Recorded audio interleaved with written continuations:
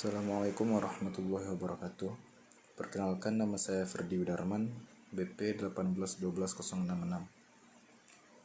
Di sini saya akan mempresentasikan tugas besar proses industri kimia saya, yaitu yang berjudul Industri Sawit Mini Market, pembuatan mini market plan industri sawit.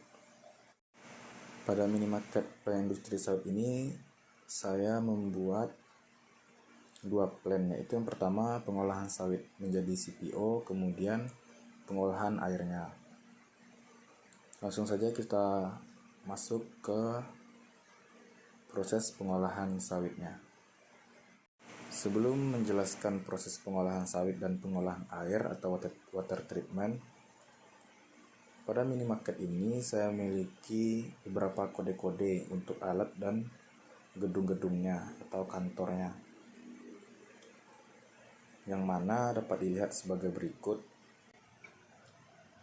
Untuk pengolahan sawit memiliki kode yaitu A, B, C sampai O.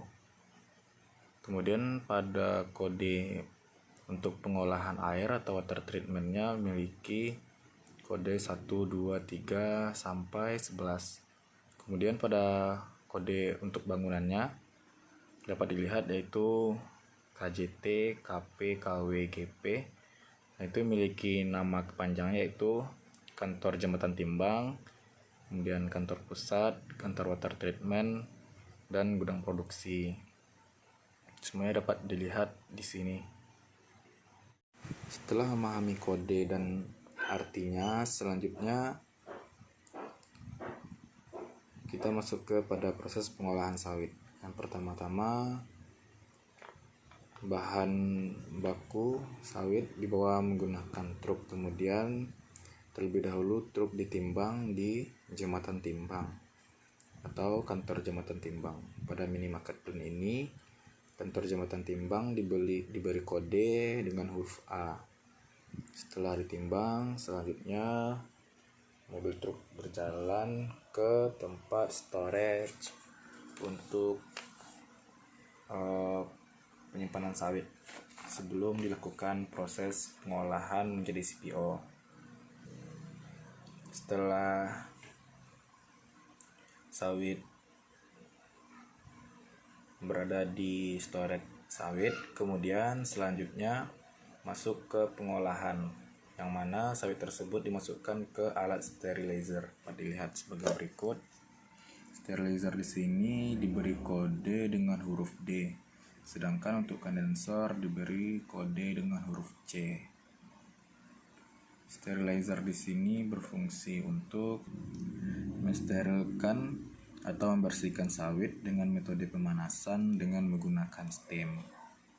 Setelah sawit dipanaskan menggunakan steam, selanjutnya sawit dibawa menggunakan conveyor. Dapat dilihat conveyornya yaitu sebagai berikut. Sawit yang dibawa menggunakan conveyor selanjutnya dimasukkan ke alat tracer drum. Alat tracer drum ini berfungsi yaitu untuk merontokkan sawit dan mengurangi sisa-sisa kotoran. Sawit yang sudah bersih tersebut nanti akan dibawa menggunakan conveyor dan akan dimasukkan ke dalam digester.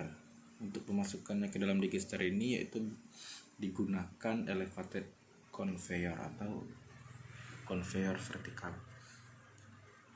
Sedangkan pada sisa-sisa kotoran tersebut akan ditaruh ke tempat penyimpanan atau tempat pembuangan sisa-sisa kotoran dari sawit tersebut. Sawit yang telah bersih selanjutnya direbus di dalam digester. Proses perebusan di dalam digester ini akan mengeluarkan bakal sawit atau bakal minyak pertama. Selanjutnya, setelah selesai perebusan, sawit dimasukkan ke dalam alat screw press dengan kode huruf G. Alat screw press ini berfungsi yaitu untuk penggilingan atau penghancuran dan menggunakan penekanan sehingga terpisah antara ampas dan bakal minyak. Hasil dari screw press akan disimpan di alat sand trap tank, yaitu dapat dilihat sebagai berikut. Alat sand trap tank itu diberi kode dengan huruf H. Setelah dari sand trap tank, selanjutnya bakal sawit tersebut dan ampasnya dimasukkan ke alat double deck vibrating screen. Double deck vibrating screen ini berfungsi yaitu untuk memisahkan padatan yang masih ada dengan metode pemisahan diberikan getaran, sedangkan di dalamnya terdapat screen atau penyaring untuk menahan padatan.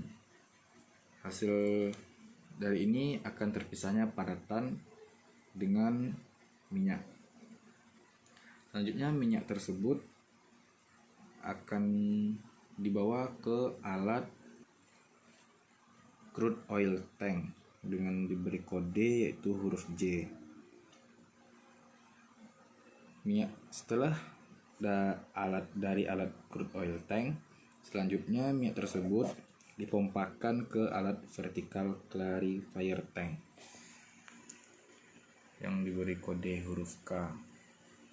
Clarifier tank ini berfungsi untuk mengendapkan kotoran-kotoran yang ada pada minyak. Biasanya dilakukan dengan bantuan pemanasan dan pengadukan. Pemanasan dan pengadukan ini berfungsi supaya minyak tidak mudah mengental. Dan pemisahannya dilakukan melalui bagian atas minyak. Setelah dari alat clarifier tank, selanjutnya masuk ke alat pure oil tank. Dapat dilihat dan diberi tanda dengan huruf L. Pada pure oil tank ini bertujuan untuk menampung minyak murni dan terjadi pemanasan kembali dengan menggunakan oil heating. Oil heating di sini yaitu diberi kode dengan huruf M.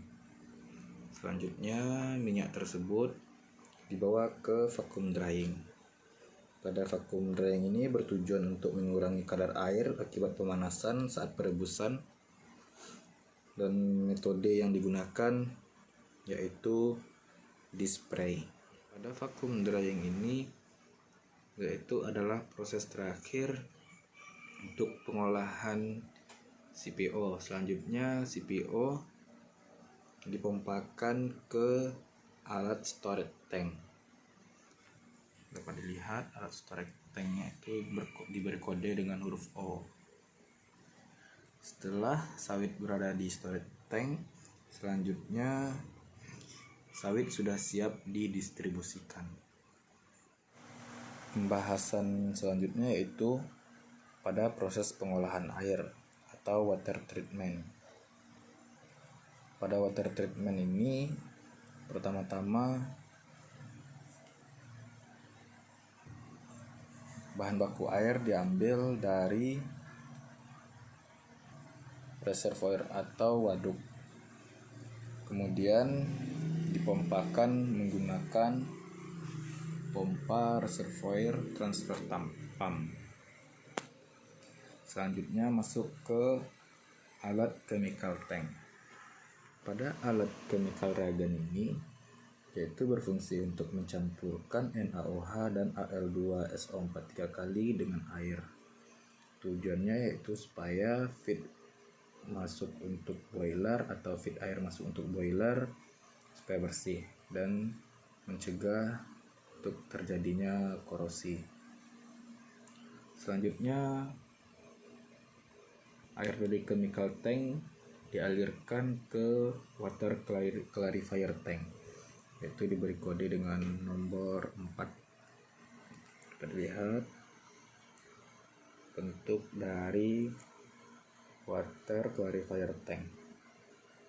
Proses selanjutnya dari water clarifier tank yaitu Selanjutnya air dipompakan ke alat pressure sand filter dengan diberi kode nomor 5. Pressure sand filter ini berfungsi untuk penyaringan kembali. Penyaringan ini berfungsi supaya air umpan untuk boiler supaya lebih bersih dan tidak menyebabkan boiler berkarat. Setelah air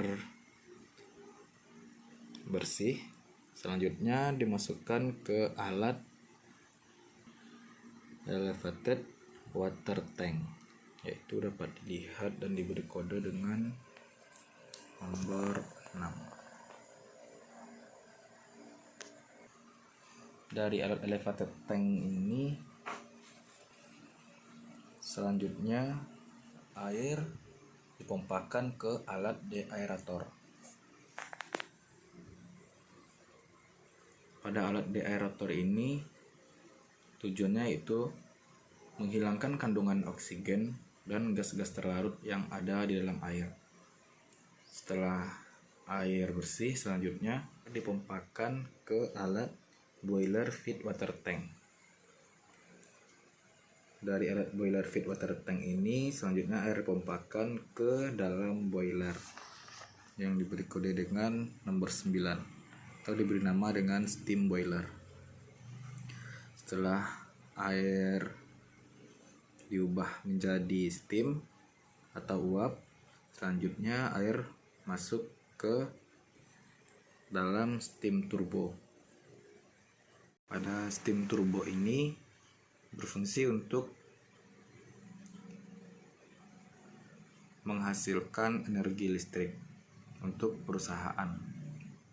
Di samping alat steam turbo ini terdapat alat back pressure vessel. Alat back pressure vessel ini berfungsi yaitu untuk pengumpulan steam dari boiler, yang mana akan disalurkan ke alat sterilizer, digester, dan lain-lain. Sekian presentasi dari saya, Ferdi Widarman. Assalamualaikum warahmatullahi wabarakatuh.